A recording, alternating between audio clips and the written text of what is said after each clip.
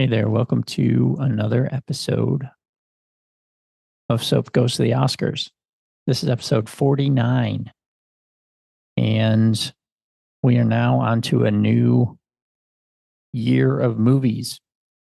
This is the beginning of the 1935 movies, which was the 8th Oscars ceremony.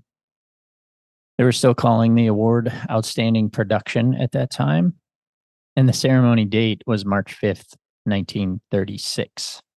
There are 12 movies this time again. Last 1934, there were also 12, but one of them, The White Parade, was not available to watch.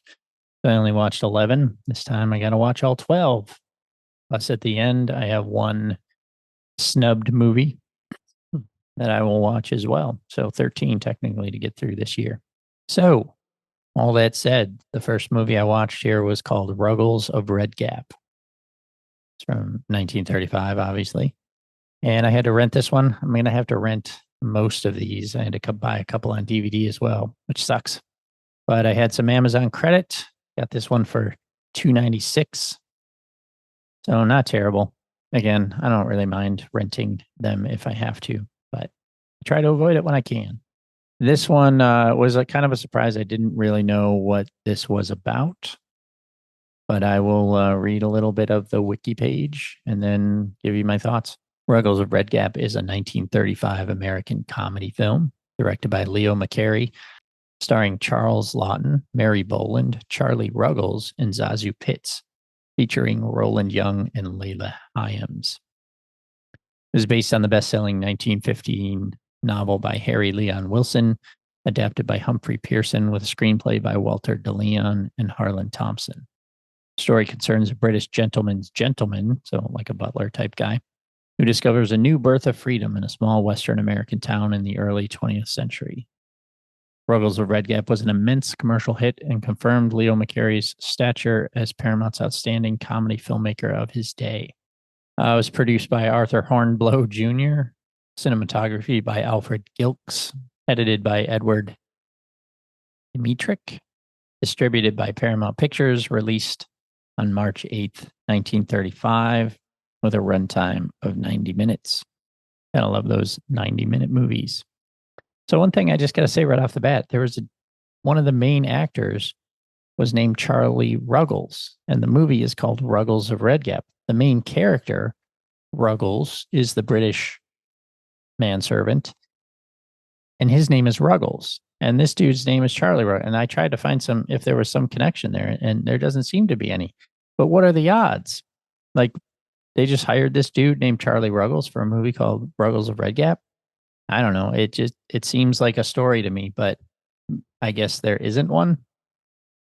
But basically, the story description it gave there didn't really give the true story.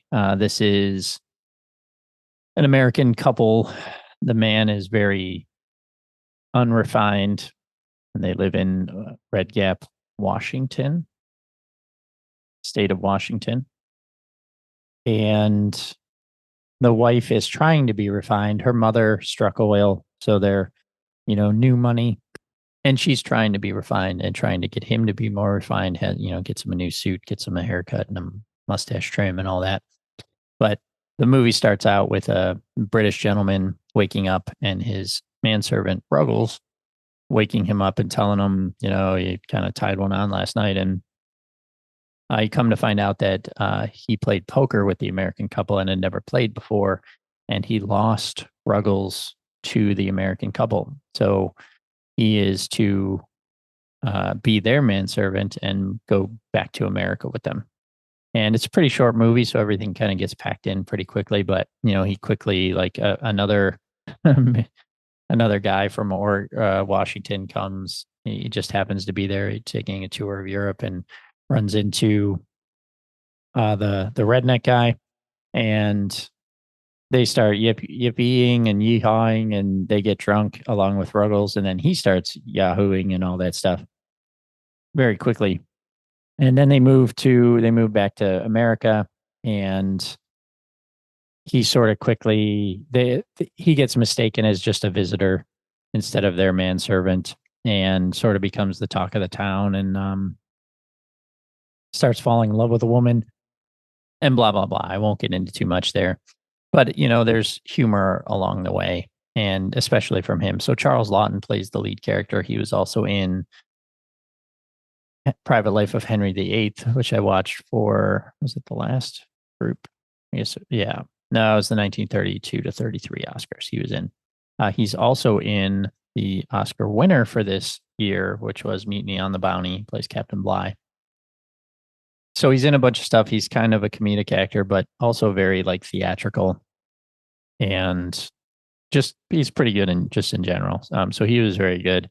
The main actor was very good too, but him and his friends were kind of annoying when they were yahooing and stuff. It was just ear piercing and loud, but funny. So this was pretty good. I like this a lot, but this I think benefited again, like I've mentioned with some of these other movies, from the fact that there were 12 movies nominated. A movie like this would not be nominated now with only, well, even with 10 movies, with 10 movies being nominated, maybe it would. But back then, like if there had only been 5 movies nominated, I can pretty much guarantee that this would not have been one of them. Comedy was a big thing back then, and much more so than it is today. In my lifetime, comedy has always been comedies have been a big thing, but in the last 10 years or so, they sort of slowed down. So again, it's just not, I don't think, a movie that would typically be considered for the Oscars if there were less movies nominated. So very enjoyable. And only one I've watched so far from this year. So right now it's at the top of the list, but we'll see how it goes for the rest of them. Let me just see if there's anything else of interest on the wiki page. The story had twice been adapted to film in the silent era in 1918 and again in 1923. Regarded as the most outstanding comedy director with Paramount at the time, studio executives provided Leo McCarey with top quality talent for the picture. Indeed, the A film or high production period of McCarey's career can be dated from Ruggles of Red Gap. According to film historian Wes D. Gehring, McCarey cast Charles Lawton in the lead role when he detected a comedic flourish in the Actors Academy Award-winning performance as the English King in The Private Life of Henry VIII. Film was shot on locations in Humboldt County, California. There was a whole scene where he basically, nobody could remember what Lincoln said at the Gettysburg Address, and he recited the whole thing from memory. So it was a very sort of, bringing in that theatrical side of him, which was pretty good. Charles Lawton won the New York Film Critics Circle Awards for Ruggles with Mutiny on the Bounty in 1935. National Board of Review named the film the 9th best of 1935. That year, Lawton's other 2 films, he's also in Les Mis. He plays Javert. And Mutiny on the Bounty were 6th and 8th on the list, respectively. The film was nominated for the Oscar for Best Picture and competed against 2 other Lawton films that were also nominated: Mutiny on the Bounty, which won, and Les Mis. In 2014, the film was deemed culturally, historically, or aesthetically significant by the Library of Congress and selected for preservation in the National Film Registry. So yeah, this one is pretty fun. I might even consider watching this one again, maybe if it's available, but I probably wouldn't rent it again, but I'd consider watching it if it was free. So that is about as good a review as I can give for a 1935 movie, I think. And that's all I've got. We'll see you next time.